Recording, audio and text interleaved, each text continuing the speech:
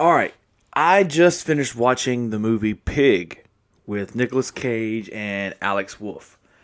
This has been out for a little while, for a good bit, and I was sleeping on it because I was like, why would I want to watch a movie about a guy that is going to find his pig?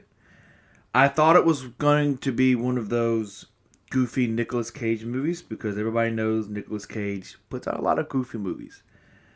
Although there have been a few in the past 5 years that he's made that have actually surprised me, and I was like, wow, I forgot how good of an actor Nicolas Cage can be. Can be is the key word there. But I decided to finally sit down and watch it. And I was like, you know what, people, it's getting great reviews. It got like 97% positive on Rotten Tomatoes. And so I was like, let's do it anyways.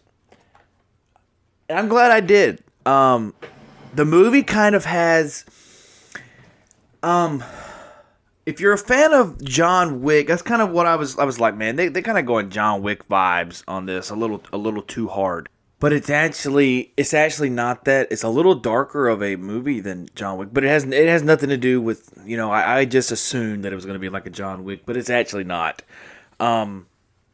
Nicolas Cage is this truffle hunter, and he has a truffle pig, and Alex Wolff is this guy that he takes the truffles from Nicolas Cage, pays him what he pays him, and then goes off and sells them to whoever makes the truffle. I don't know how the truffle system works. I just know that's what happens in the movie.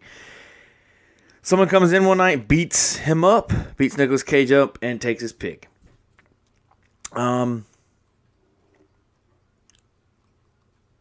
And he's on the journey for the next hour and 15 minutes to find out who just stole his pig and how he's going to get him back.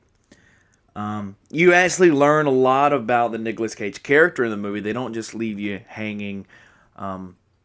Although there is one thing that they never explained, and I wish they would have explained, is why the person that took the pig.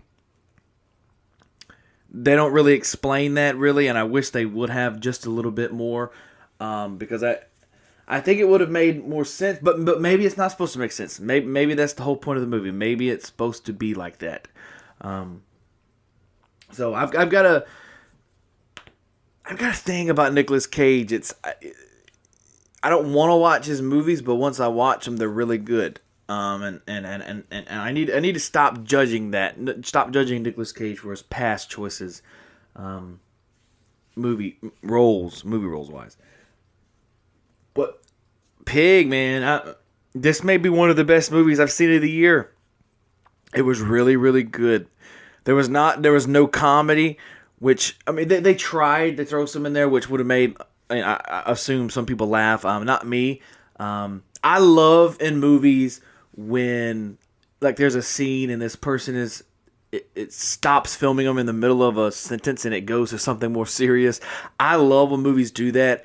And I think a lot of independent movies do that more than just the big budgeted, high production company movies. The independents, they know what they're doing. And this was kind of a high budget independent film.